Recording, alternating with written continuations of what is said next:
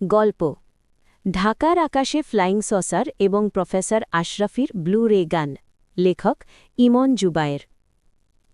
ধানমন্ডির অর্চার্ড পয়েন্টের উপরে বিশাল একটা ফ্লাইং সসার। দুপুরের ঝলমলে রোদ ঠিকরে পড়ছে কালচে রঙের বিশাল চাকতির গায়ে। হলিউডে মুভিতে যেমন দেখা যায় ঠিক তেমনি চাকতির কিনারে একটা নীল আলোর রশ্মি ঘিরছে। তবে এবার এলিয়েনরা কি এক অজ্ঞাত কারণে নিউ ইয়র্ক কিংবা লস অ্যাঞ্জেলেস শহরের বদলে বেছে নিয়েছে ঢাকা শহর। 10 মিনিট হল শান্ত ওর ইয়ামাহা বাইকটা নিয়ে জ্যামে আটকেছে। ওর পিছনে একটা নীল হেলমেট পরে বসে আছে ফারহান। ওরা রাশিয়ান কালচারাল সেন্টারে আর্টসের কনসার্টে যাচ্ছে। ফারহান প্রথমে ফ্লাইং সসারটা দেখতে পেল। ও বলল, দোস, আমার হ্যালিউসিনেশন হচ্ছে রে। শান্ত বলল, কি দেখতে পাচ্ছিস দোস? অর্চার্ড পয়েন্টের ছাতের দিকে তাকা দোস। শান্ত লাল হেলমেট খুলে তাকিয়ে বলল, আমারও হ্যালিউসিনেশন হচ্ছে। প্যানাসনিকের শোরুম আর ফাস্টফুডের দোকানের সামনে জটলা। কমার্শিয়াল ভবনের জানালায় ভিড়। অর্চার্ড পয়েন্টের ওপরে উড়ন্ত সসারটা তখনও শূন্যে স্থির। ফুটপাতের ওপর লোকজন দাঁড়িয়ে পড়েছে, তাদের চোখে মুখে বিস্ময় আর আতঙ্ক। ফারহান বলল, তাহলে মাস হ্যালিউসিনেশন দোস? চল প্রফেসর আশরাফির কাছে যাই, উনি কি বলেন শুনি। চল। শান্ত এবার একটা ভীষণ বেআইনি কাজ করে বসল। ওর 130.7 সিসির সোনালি রঙের ইয়ামাহা অ্যান্টিসারটা ফুটপাত ওপর তুলে আনল। তারপর ধীর গতিতে চালাতে লাগল। ট্রাফিক পুলিশ সহ সবাই ফ্লাইং সসার দেখতে ব্যস্ত। কে বাধা দেবে? ফারহান পকেট থেকে স্যামসাং S3টা বের করে কল করল। বিজবিজ শব্দ হচ্ছে, তার মানে মোবাইল জ্যাম। তার মানে ফ্লাইং সসারের ব্যাপারটা হ্যালিউসিনেশন নাও হতে পারে। এই প্রথম ও শীত বোধ করে। ফুটপাটের ভিড়ের ফাঁক গলে ইয়ামাহাটা মিরপুর রোডে নিয়ে এলো শান্ত। প্রফেসর আশরাফির ল্যাবটি মিরপুর রোডে স্পেস গার্ডেন নামে একটি বহুতলের টপ ফ্লোরে। প্রফেসর আশরাফি ঠিক অধ্যাপনা করেন না। তার MIT কিংবা ক্যালটেকের ডিগ্রি নেই। তিনি শখের বৈজ্ঞানিক। তিনি বেশ কিছু অভিনব ডিভাইস, গ্যাজেট আবিষ্কার করেছেন। এই যেমন কনভার্টেবল স্পিডবোট, হেল্পফুল রোবট, বাড়ি পাহারার জন্য শাউটিং ডগ, মাল্টিপল মারিয়ান সানগ্লাস, সোলার বাইক। তবে তার উদ্ভাবনগুলি দেশে তেমন সাড়া মেলেনি। নেম অ্যান্ড ফেমের ব্যাপারে প্রফেসর আশরাফির ভাগ্যই বিরূপ। এ নিয়ে তার মনে দারুণ ক্ষোভ আর প্রচণ্ড হতাশা। শান্ত স্পেস গার্ডেনের বেসমেন্টে ঢুকে ডান দিকে লিফটের কাছে বাইকটা পার্ক করল। এখানকার গার্ডরা ওদের ভালো করেই চেনে। তাদের একজন আবার মিলিটারি কায়দায় সেলিউট দিল। ওরা গার্ডদের কাছে হেলমেট রেখে লিফটের কাছে এসে দাঁড়াল। দুজনে ফ্লাইং সসার নিয়ে আলোচনা করছে। এই ফাঁকে বলে দিই কিভাবে ওদের সঙ্গে প্রফেসর আশরাফির পরিচয় হল। সে এক ভারী মজার ঘটনা বটে। গত বছর প্রফেসর আশরাফি পদ্মা নদীতে কনভার্টেবল স্পিডবোট টেস্ট করবেন। পত্রিকায় বিজ্ঞাপন দিয়ে দেশবাসীকে সময়মতো মাওয়া ফেরিঘাটে পৌঁছতে অনুরোধ করেছেন প্রফেসর আশরাফি। শান্ত ওর ফারহান কৌতূহলী ছিল। উচ্চ মাধ্যমিক পরীক্ষার পর বুয়েটের ভর্তি পরীক্ষাও হয়ে গেছে। সময়মতো ওরা মাওয়া গিয়ে পৌঁছল। পদ্মার পাড়ে অনেক লোক জড়ো হলেও কারুরই পোর্টেবল স্পিডবোটে করে পদ্মা পাড়ি দেওয়ার সাহস হচ্ছিল না। প্রফেসর আশরাফির মুখ শুকনো দেখে শান্তদের খারাপ লাগল। ওরা একটা বুদ্ধি বের করে। শান্ত ভালো সাঁতার জানে। ও প্রফেসর আশরাফির কাছে গিয়ে দাঁড়াল। এখানেই বলে রাখি যে প্রফেসর আশরাফি মোটেও প্রফেসর শঙ্কুর মতন দেখতে নন এবং তার মাথায় টাকও নেই। প্রফেসর আশরাফি 6 ফুট লম্বা, কাঁধ অবধি লম্বা জট পাকানো লালচে চুল, স্মার্ট শরীর, পেশল বাহু, পেটা স্বাস্থ্য। চৌকো মুখে চশমা টশমাও নেই, শেভ করা মসৃণ গাল, থুতনিতে কাঁচা পাকা ফ্রেঞ্চ কাটদাড়ি। বয়স কত? এই ধরা যাক 55 কি 56। চিরকুমার এবং নিরামিষভোজী প্রফেসর আশরাফির গায়ের রংটা ওই গৌড় বর্ণই। শান্ত বলল, আমার নাম তাওহিদজামান শান্ত, বুয়েটে ইইইতে ভর্তি হয়েছি। তা ইইইতে কি হয় বাপু? Department of electrical and electronics engineering. Sir, আপনার CSB জিনিসটা জোশ, আমি ওটাই উঠে পদ্মা পেরোতে চাই। উঠবে? সত্যি? প্রফেসর আশরাফি খুশি হয়ে উঠলেন। শান্ত লাল রঙের একটা লাইফ জ্যাকেট পরে নিল। ওদিকে ফারহান একটা স্পিডবোট ভাড়া করে উঠে পড়েছে। নদীতে শান্তর কোনো বিপদ হলেই ঝাঁপিয়ে পড়বে। ফারহান NAME ডিপার্টমেন্টে ভর্তি হয়েছে, department of naval architecture and marine engineering. চোখে বাংলাদেশ নেভির জন্য নিউক্লিয়ার সাবমারিন বানানোর স্বপ্ন। সাদা রঙের পোর্টেবল স্পিডবোটটা ছোট্ট, দেখতে অনেকটা কমোডের মতন, তবে পানির ওপর ভেসে থাকছে। প্রফেসর আশরাফি শিখিয়ে দিলেন কিভাবে অপারেট হয়। শান্ত কোনো রকম বিপদ ছাড়াই পদ্মা পার হতে পারল। সেই থেকে প্রফেসর আশরাফির সঙ্গে ওদের অন্তরঙ্গতা। প্রফেসর আশরাফির কপালে নেম অ্যান্ড ফেম না জুটলেও তার ধনসম্পদ অঢেল। ঢাকার ধনী বনেদি পরিবারের সন্তান তিনি। প্রচুর ধনসম্পদ পেয়েছেন উত্তরাধিকার সূত্রে। সেই অর্থে 12 তলা স্পেস গার্ডেনের টপ ফ্লোর কিনে ফেলেছেন।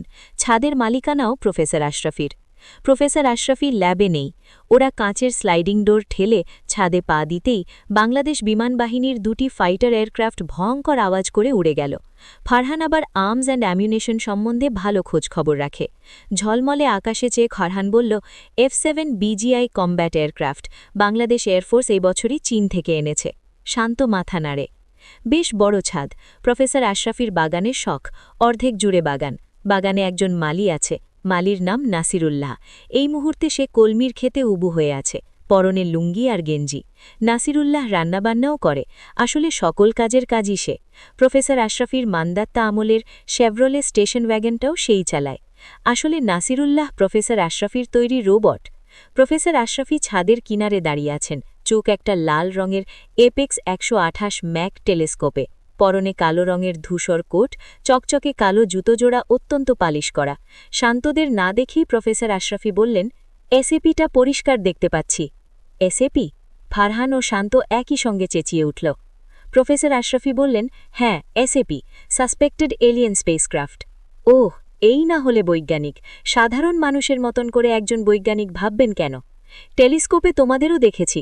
তোমরা ধানমন্ডির অর্চার্ড পয়েন্টের সামনে ছিলে, কিন্তু ইউপিএটার উদ্দেশ্য ঠিক বুঝছি না। ইউপিএ? ফারহান ও শান্ত একই সঙ্গে চেঁচিয়ে উঠল। হ্যাঁ, ইউপিএ, আনএক্সপ্লেন্ড এরিয়াল ফেনোমেনা। ওহ, এই না হলে বৈজ্ঞানিক। সাধারণ মানুষের মতন করে ভাববেন কেন? প্রফেসর আশরাফি ঘুরে বাড়িয়ে বললেন, তোমরা এসেছ, ভালোই হলো। চলো ল্যাবে গিয়ে বসি। কুল ব্রেনে ভাবা যাক, সায়েন্টিস্ট হিসেবে এখন আমাদের করণীয় কি। চলুন। প্রফেসর আশরাফির কোটের বুক পকেটে একটা লাল টকটকে গোলাপ। তিনি আজ লাল রঙের শার্ট আর নীল রঙের টাই পরেছেন। সবসময় ধোপদুর্স্ত থাকতে ভালোবাসেন। গোটা টপ ফ্লোর জুড়ে পার্টিশন। একপাশে ল্যাব, বেশ বড়। বড় একটা টেবিলের উপরে অনেক ডিভাইস, গ্যাজেট আর কম্পিউটার। ক্রিম কালারের দেয়ালে লেখা, আই অ্যাম লিও। পাশে সিংহ রাশির চিহ্ন, তার পাশে মকর রাশির স্টিফেন হকিংয়ের একটি পোর্ট্রেট, তার পাশে সালভাদর দালির বিমূর্ত ছবি, তার পাশে ক্যারিবীয় ভুডু মুখোশ ও বাংলাদেশের ম্রো আদিবাসীদের বাঁশি ঝুলছে। আর এদিকের দেয়ালে বিশাল স্টার চার্ট, তার পাশে লার্জ স্ক্রিনের একটি প্লাজমা টিভি। তার উল্টো দিকে কয়েকটি কালো রঙের আরামদায়ক পুরু সোফা। প্রফেসর আশরাফি তার নির্দিষ্ট সিঙ্গল সোফায় বসলেন। তারপর বললেন, ওই সাসপেক্টেড এলিয়ান স্পেসক্রাফটের ব্যাপারে একটা সংবাদ সম্মেলন করব ভাবছি। এরই মধ্যে আমি সব অ্যারেঞ্জ করে ফেলেছি। ঠিক তখনই মাথার ওপর দিয়ে এয়ারফোর্সের কম্ব্যাট এয়ারক্রাফট উড়ে গেল। ফারহান বলল, এসব কম্ব্যাট এয়ারক্রাফটে PL-2 ইনফ্রারেড গাইডেড এয়ার-2 এর মিসাইল আছে। এয়ারফোর্সের ওরা এখন মিসাইল চার্জ না করলে হয়। হাতির গায়ে কাদা ছুঁড়ে লাভ কি? ঠিক, শান্ত বলল। প্রফেসর আশরাফি পকেট থেকে রুমাল বের করে, মিসাইল ছোড়ে কাজ হবে না বটে, তবে সাসপেক্টেড এলিয়েন স্পেসক্রাফট তাক করে আমার উদ্ভাবিত BRG ছুড়লে অবশ্যই কাজ হবে। কি বললেন? ফারহান বলল। কি বললেন? নাসিরুল্লাহ লেবুর শরবত নিয়ে এলো। শরবতের গ্লাস নিয়ে প্রফেসর আশরাফি মুচকি হাসলেন। কাঁচা পাকা ফ্রেঞ্চ কাট দাড়িতে হাত বোলালেন। তারপর হাসি থামিয়ে বললেন, বললাম যে আনএক্সপ্লেন্ড এরিয়াল ফেনোমেনা তাক করে আমার উদ্ভাবিত BRG ছুড়লে কাজ হবে। BRG হল ব্লু রে গান। এখন বুঝলে কিছু? কিছুটা হতভম্ব ফারহান জিজ্ঞেস করে, কাজ হবে বলছেন? বলে শরবতে চুমুক দিল। আলবত হবে। ল্যাব কাঁপিয়ে হুঙ্কার ছাড়লেন প্রফেসর আশরাফি। তারপর এক চুমুক শরবতটুকু শেষ করে আহ শব্দ করে গ্লাসটা সামনের কাঁচের টেবিলের ওপর রেখে কোটের পকেট থেকে রুমাল বের করে মুখ মুছতে মুছতে প্রফেসর আশরাফি বললেন, 10 বছর ধরে ডিভাইসটা গোপনে ডেভেলপ করেছি। ইনফ্যাক্ট এলিয়েনরা ওদের স্পেসশিপগুলি বিশেষ এক ধরনের ম্যাটার দিয়ে তৈরি করে, যার বৈশিষ্ট্য অনেকটা আমাদের পরিচিত পলিমারের মতন। আমার তৈরি BRGর নীল রশ্মি ওটার ইলেকট্রন ভরের পরিমাণ কমিয়ে দেয়, ফলে আনএক্সপ্লেন্ড এরিয়াল ফেনোমেনা শূন্যে মিলিয়ে যায়। বাহ! হ্যাঁ, দাঁড়াও দেখাচ্ছি জিনিসটা, বলে প্রফেসর আশরাফি উঠে দাঁড়ালেন। তারপর ওদিকে পার্টিশনের ওপারে চলে গেলেন। একটু পর ফিরে এলেন নরম লেদারের তৈরি কালো রঙের বেশ বড় একটা ব্যাগ নিয়ে, অনেকটা গিটারের কাভারের মতন দেখতে। চেন খুলে প্রায় এয়ারগানের সমান প্লাস্টিকের তৈরি একটা কি বার করলেন। জিনিসটা একেবারে ট্রান্সপ্যারেন্ট, ভিতরে ঝকঝকে পার্টস দেখা যাচ্ছে। সরু সিলিন্ডারটি সাদা রঙের, তার উপরে সরু একটা কালো রঙের টেলিস্কোপ লাগানো। কাঁচ রঙের ট্রিগারটার ভিতরে প্যাঁচানো স্প্রিংও দেখা যাচ্ছে। ও এইটা, ফারহান বলে শান্তর দিকে চেয়ে আছে। শান্ত চেয়ে আছে। চশমার ওপাশে ওর মণি দুটি তীর করে কাঁপছে। হ্যাঁ, এইটা বলে প্রফেসর আশরাফি ফারহানের দিকে কটমট করে তাকালেন। ফারহান অনেকটা উত্তেজিত হয়ে উঠে বলল, তাহলে এখনই ওটা ছুড়ুন, চলুন ছাদে যাই। আহা, বোকা ছেলে, এটা ছোড়ার আগে কর্তৃপক্ষের অনুমতি লাগবে না? শহরে এলিয়েন পড়েছে, ব্যাপারটা এখন প্রতিরক্ষা মন্ত্রণালয়ের এখতিয়ারে। আর ছাদ থেকে রে ছুড়লে কাজ হবে না, ক্লোজ ডিস্টেন্স থেকে নীল রশ্মি ছুড়তে হবে। তাহলে এখন উপায় কি? শান্তর কণ্ঠস্বরে হতাশা ফুটে উঠল। প্রফেসর আশরাফি নীল রশ্মির মারণাস্ত্রটা আবার লেদারের ব্যাগে ভরতে ভরতে বললেন, উপায় একটা আছে। Air vice marshal Sharifuddin Ahmed আমার বাল্যবন্ধু, দুজনে একসঙ্গে সেন্ট জোসেফ স্কুলে পড়েছি। সমস্যা হলো ওকে ফোনে পাচ্ছি না। ওর সঙ্গে একবার কথা বললে কাজ হতো। গত বছর ওকে একটা সোলার লনমোয়ার গিফট করেছি, ফ্রি। আমার কথা ও না শুনে যাবে কই? শান্ত জিজ্ঞেস করে, আপনি সংবাদ সম্মেলন করতে চাইছেন ওই ব্লু রে গানের ব্যাপারটা বলার জন্য? এক্স্যাক্টলি। তাছাড়া দেশের লোক জানবে আমি তাদের সংকটকালে কত উদ্বিগ্ন। ফারহান জিজ্ঞেস করে, কিন্তু এরই মধ্যে যদি এলিয়েনরা ঢাকা শহর অ্যাট্যাক করে বসে? প্রফেসর আশরাফি হাত নেড়ে বললেন, আরে না না, ঘণ্টাখানিকও হয়নি ওটা এসেছে। এলিয়েনরা এখন ঢাকা শহরের ডেটা কালেক্ট করছে। এই শহরে প্রায় 2 কোটি মানুষ। এদের সবার রক্তের গ্রুপ, জিনের কাঠামো, হাড়ের ক্যালসিয়াম, সিরাম, এনজাইম, হরমোন, মগজের সেলের গঠনের ডেটা নিতে অনেক হ্যাপা। ওদের সময় লাগবে। এখন চলো, এখন অ্যারোমা সেন্টারে যাই। অ্যারোমা সেন্টারে কেন? শান্ত জিজ্ঞেস করে। তোমরা আসার আগে আমি দৈনিক বাংলা জমিনের বিশিষ্ট সাংবাদিক মোশতাক আন্দালিবের সঙ্গে কথা বলেছি। সে আমার বাল্যবন্ধু। তোমরা আসার আগে ওর মাধ্যমে অ্যারোমা সেন্টারের হলরুমে প্রেস কনফারেন্স অ্যারেঞ্জ করেছি। বলতে বলতে প্রফেসর আশরাফি কালো লেদারের ব্যাগটা কাঁধে তুলে নিলেন। ওরা নিচে নেমে এলো। নিচে নেমে ফারহান গার্ডকে বলল, বাইকটা একটু দেখো, আমরা বাইরে যাচ্ছি। আচ্ছা স্যার। নাসিরুল্লাহ ঘিয়ে রঙের মান্দাতা আমলের একটা শেভরোলে স্টেশন ওয়াগন নিয়ে এলো। প্রফেসর আশরাফি বসলেন সামনের সিটে, শান্ত আর ফারহান পিছনে। নাসিরুল্লাহর পরনে লুঙ্গি, তবে সে গেঞ্জির ওপর ঘিয়ে রঙের ফতুয়া পরে নিয়েছে। সে ধীরে সুস্থে স্টেশন ওয়াগনটা বড় রাস্তায় তুলে আনল। রাস্তা প্রায় ফাঁকা, রাস্তায় আর্মি ট্রাক। প্রফেসর আশরাফি কোটের পকেট থেকে একটা এলজি অপটিমাস বের কাকে যেন ফোন করলেন। পেলেন না হয়তো। ধ্যাঁ বলে বিরক্তি প্রকাশ করলেন। কি হলো প্রফেসর? কি আর হবে, আমার কপাল, মনিরকে ফোনে পাচ্ছি না। কাকে? মনির, মানে air vice marshal Sharifuddin Ahmed, আমার বাল্যবন্ধু। ওকে পেলে সসারটার কাছে যাওয়ার পারমিশন পেতাম। গত বছরের আগের বছর ওকে একটা সোলার আয়রন বানিয়ে ফ্রি দিয়েছি। ফারহান বলল, তিনি হয়তো এখন প্রধানমন্ত্রীর সঙ্গে মিটিং করছেন। প্রফেসর আশরাফি বিরক্ত হয়ে কাঁধ ঝাঁকালেন। অ্যারোমা সেন্টারটি মিরপুর রোডে ওয়ালটনের শোরুমের পাশে। পৌঁছতে পৌঁছতে 3টে বাজল। ভিতরের হলরুমটি বিশাল, তবে একেবারে ফাঁকা। দেয়ালে একটি ব্যানার টাঙানো, তাতে বোল্ড করা কালো অক্ষরে বড় বড় করে লেখা, ঢাকা আন্ডার অ্যাট্যাক। তার নিচে লেখা, and professor Ashrafi's concern about the attack. তৃতীয় লাইনে লেখা, also displaying his latest exclusive BRG device as a powerful laser weapon against the unknown galactic enemies. শান্তর কেমন সন্দেহ হল, প্রফেসর এইসব ব্যানার ছাপলেন কখন? ফারহান দূর থেকে সাংবাদিক মোশতাক আন্দালিবকে দেখেই চিনতে পারল।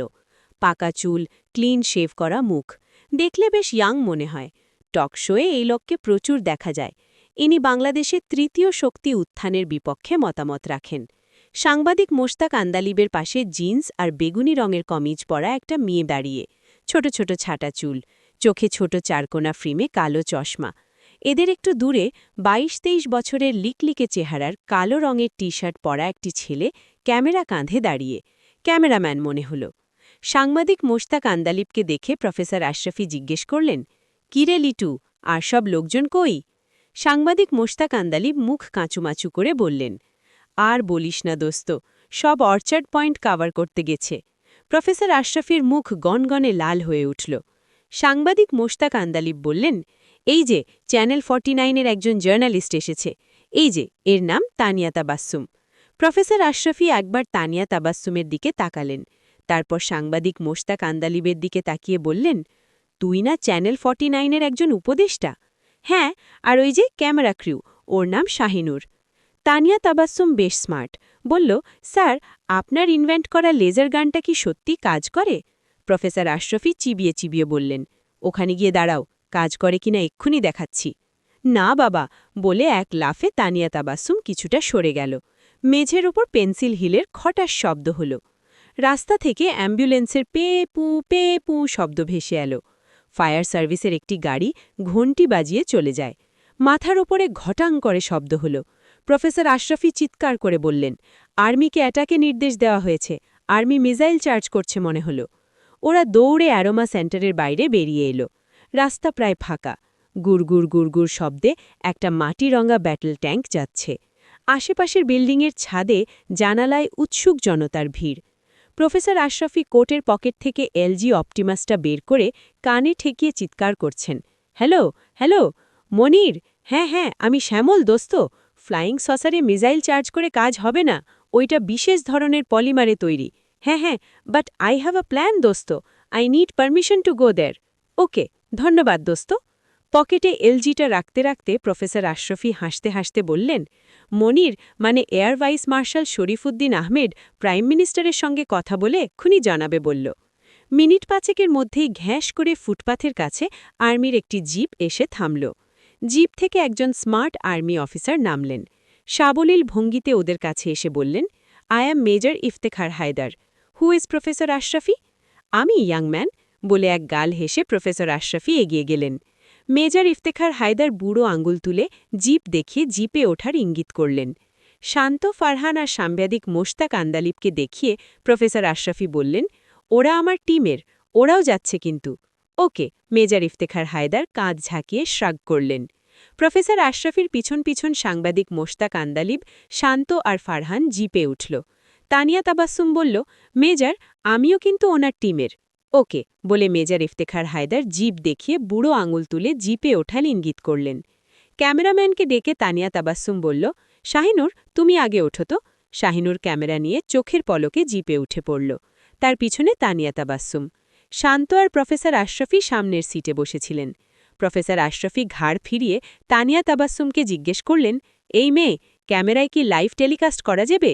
সরি স্যার, তানিয়া তাবাসসুম মুখ কালো করে বলল। প্রফেসর আশরাফি মুখ কালো হয়ে উঠল। পারলে জিপ থেকে তানিয়া তাবাসসুমকে নামিয়ে দেন। চেকপোস্ট পার হয়ে মিনিট পাঁচেক লাগল আর্চার্ড পয়েন্টের সামনে পৌঁছতে। রাস্তার দুপাশে ব্যারিকেড, অ্যাম্বুলেন্স আর ফায়ার সার্ভিসের গাড়ি, লোকজনের ভিড়, বেশিরভাগই স্কুল কলেজের। ইংলিশ মিডিয়ামের মনে হল। কী কারণে তারা ভিতরে ঢুকতে মরিয়া। র্যাব আর পুলিশ আটকে রেখেছে। আর্চার্ড পয়েন্টের সামনের রাস্তায় একটি মাটিরঙা type 69 MK2G main battle tank থেমে আছে। তার কাছে জিপ থামালেন মেজর ইফতেখার হায়দার। জায়গাটায় রীতিমতো যুদ্ধাবস্থা। ফুটপাথ ঘেঁষে কয়েকটি আর্মি ট্রাক, তার ওপর হেভি মেশিন গান। ফুটপাথের ওপর হেভি আর্টিলারি পজিশন নিয়েছে। ঢাকা ব্যাংকের সামনে একটি সারফেস টু এয়ার মিসাইল।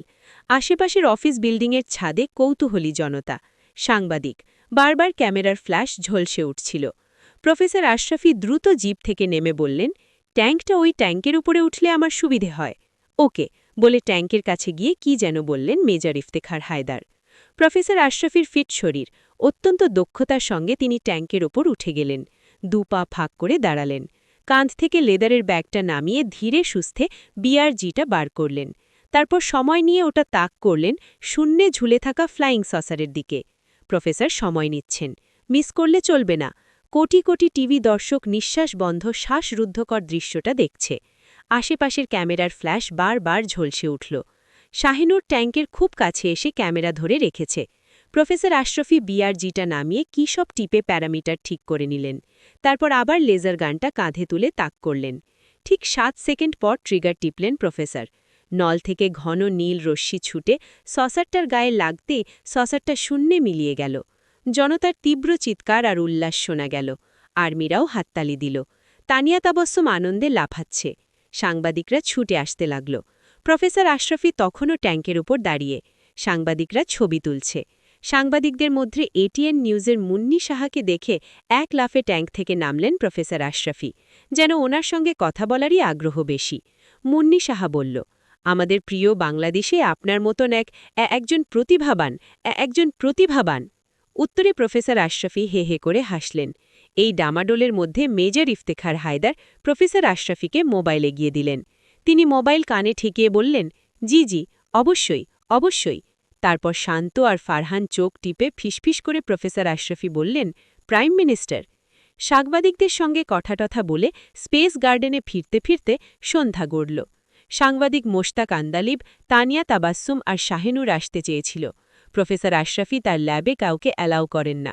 শুক্রবার হোটেল র্যাডিসনে বিশাল পার্টি দেবেন বলে ওদের বিদায় করলেন।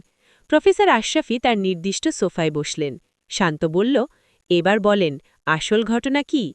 প্রফেসর আশরাফি হাসলেন, বললেন, আসল ঘটনা হল ওপি। ওপি মানে? ওপি মানে অপটিক্যাল ফেনোমেনন।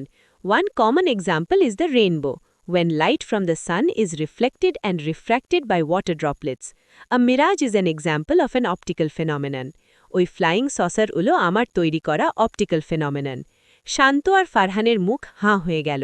নাসিরুল্লাহ লেবুর শরবত দিয়েছিল। দুজনের গলায় শরবত আটকে যায় আর কি। ফারহান কাশতে লাগল। প্রফেসর আশরাফি বললেন, আমি এত বড় বৈজ্ঞানিক আর দেশের লোকে সেটা জানবে না, তাই সামান্য ট্রিক খাটালাম আর কি। প্রধানমন্ত্রী তখন বললেন, ব্যস্ততা কাটিয়ে উঠিয়ে আমাকে ডিনারের দাওয়াত দেবেন। আমার 21 পদক শিওর। শান্ত বলল, প্রাইম মিনিস্টার কি 21 পদকের কথা বললেন? না, বলেননি, তবে ডিনারে অবশ্যই বলবেন। দেশের জন্য যা করলাম এখন না দিলে কার মাথা কাটা যাবে তুমিই বলো।